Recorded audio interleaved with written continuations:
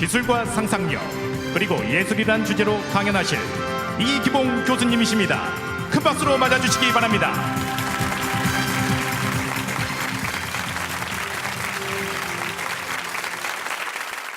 저는 미술을 하는 사람입니다.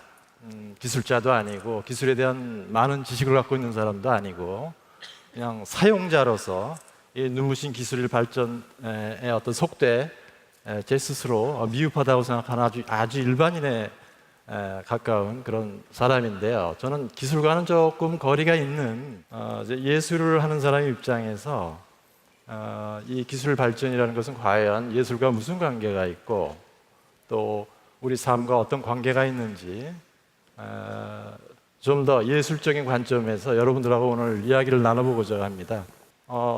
이 감각은 모든 상상력의 근거가 되고 있습니다. 우리가 감각 없이는 상상도 불가능하다고 생각을 하는데요. 감각이라는 것은 우리가 외부 세계를 만나면서 접촉하면서 우리가 느끼게 되는 어떤 몸의 감각인데요. 그만큼 모든 상상력의 근거는 우리 몸 안에 있고요. 우리 몸의 감각들이 모든 창의성의 원소가 되는 또 원천이 되는 그런 것이라고 생각합니다. 첫 번째 이미지들을 이렇게 보시면 상당히 고독한 인간의 모습을 띠고 있는데요. 인간은 높은 곳을 오르기를 원하는 것 같습니다. 어떤 상승의 욕망이라고 하는데요. 이것은 우리 몸에 본래적으로 존재하는 것인지 아니면 어떤 우리 환경들이 우리를 그렇게 만드는 것인지 모르겠지만 우리는 끊임없는 어떤 진보의 형태를 우리의 모든 삶의 목표로 두든가 아니면 이 인간의 어떤 조건으로 설정을 하게 되는데요. 이 사이보그라는 개념을 여러분 많이 들어보셨을 겁니다. 인간의 궁극적인 목표는 어떻게 보면 전지전능한 자연계의 어떤 우월한 존재로서 남기를 바라는 듯이 사이보그를 연상을 하고 있습니다. 우리의 모든 미래의 모습들을 지금 실험 중이라고 저는 보고 있는데요. 그것이 예술과 무슨 관계가 있는지는 좀 더 깊이 들어가 봐야 되겠지만 예술과 기술은 그렇게 비슷한 구조들을 갖고 있습니다. 거의 어원도 똑같고요. 테크네라고 해서 기회, 아름다운 기회라는 어떤 그 말이 있는데요. 그것은 기술과 예술이 동일한 목표와 동일한 방법을 가지고 있다라는 그런 뜻을 의미하기도 하는데요. 그래서 기술도 또는 예술도 또한 기술처럼 어떤 진보를 또 발전과 변화를 상당한 어떤 그 목표로 두고 있고요. 또 그 변화 속에서 예술이 이 사회를 변화시킨다라는 꿈을 갖고 있습니다. 기술처럼. 그래서 아마 이런 극단적인 실험들이 발생되고 있지 않나 싶은데요. 모든 여러분들이 알고 있는 위대한 사람들은 이 세계에서 우리가 알지 못하는 어떤 보이지 않는 세계를 본 사람들입니다. 이것이 굉장히 큰 상상력과 연결이 되어 있고 본고 보이는 것만 보는 것이 아닌 보이지 않는 세계도 본다라는 것이 바로 우리가 꿈꾸는 어떤 상상력의 원천이 아닌가 이런 생각을 해봅니다.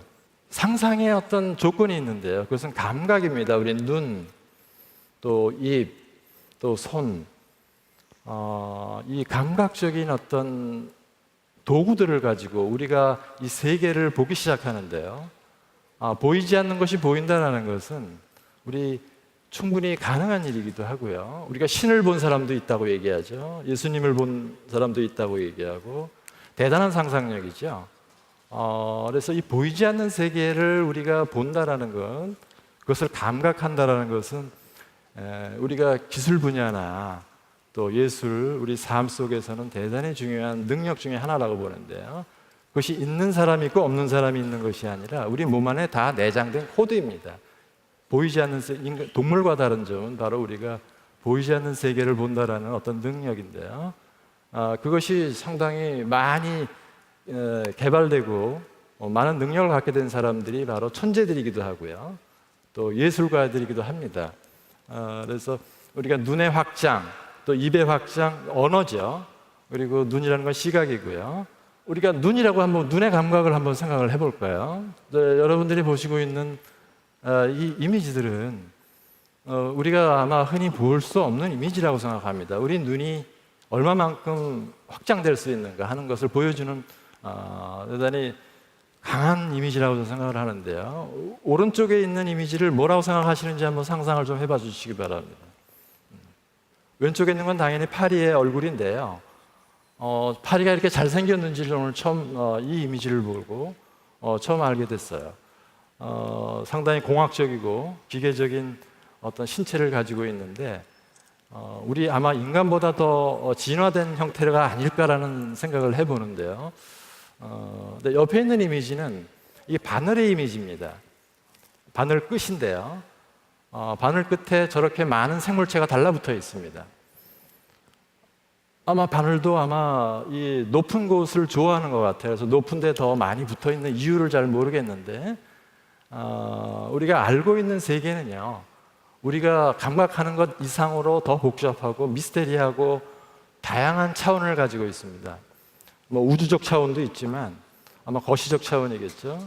또 미시적 차원이 있어서 하나의 어떤 거대한 우주를 형성하는 우리가 보이지 않는 세계가 존재한다는 것은 너무나 당연한 것 같고요.